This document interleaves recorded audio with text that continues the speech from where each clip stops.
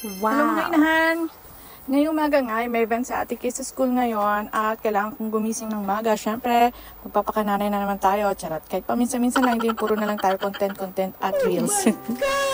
Ayun, syempre, para gusto kong ako yung magluluto ng babaunin niyang pagkain. Kasi nga, pag kasi nanay lang, sigurado na naman kukunti ang dadaling niyan, di ba? At sasabihin na naman yan, bibili na lang siya ng baon, di ba? Pag ako kasi naghanda, siguradong wala siyang tanggi. Ayan. Kaya ngayon, maaga akong gumising kasi kailangan before 6 nandun na sila sa sa may meeting place nila para dahil magkukumit na lang sila dahil wala silang service ngayon sa school.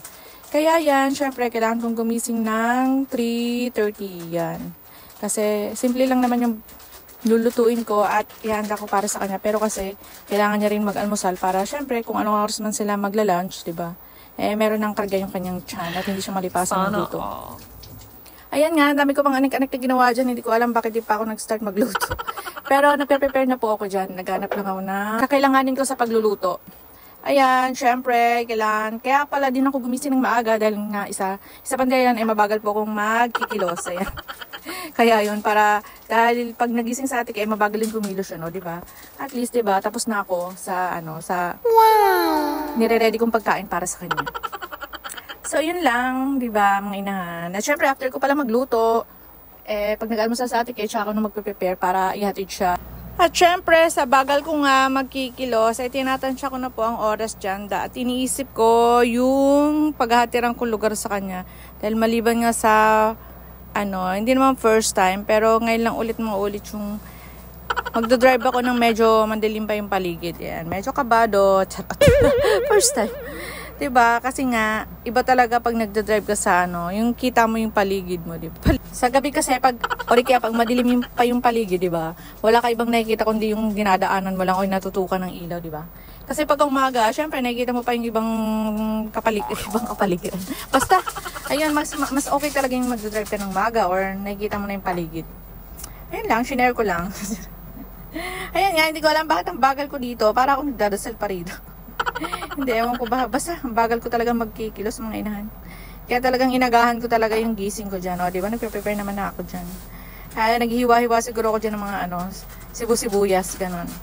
Pero dahil nga maaga rin nagigising ang tatay ko, okay naman na dahil nakapagsaing naman na siya. Wow! At siya naman talaga ang taga-saing namin mga inahan para naman walang maingay kapag ka na sobrang sa tubig. Sasabihin niya basa. At pag kinulangan ng tubig, sasabihin niya, kinulang sa tubig, diba? Ang labo, Kaya siya talagang aming taga-saing mga inahan. Ayan, porsigido yan tatay ko, gumising ng maaga. Lagi, lalo na pag may pasok si Ate Kay. Kasi siya ang aming taga-saing sa araw-araw. Pag minsan naman, pag alam nyo na, dahil sa dala ng katandaan, diba? Minsan may tea. Diba? Yun, nanay ko na yung naobligang magsaing. Ayun lang. So, ayun ang gising ng aking Mulder Kels. Ayan, bumaba na nga pala siya dyan dahil nagtaka siya bakit ang aga ko nagising. Kasi nga pagka-ordinaryong pasok lang naman ni Ate Kay, ang nanay ko na yung nagpe-prepare kasi maaga naman din siya nagigising talaga. Ganun natin talaga pag nagkaedad na ng mga inahan. O, diba, hindi pa alam ng nanay ko dyan na na naka-record ako. Diba? So, ayun na nga. Diba? Hintayin na lang natin na magprito ako dyan. At mag-prepare ng pagkain ni Ate Kay na natapos na.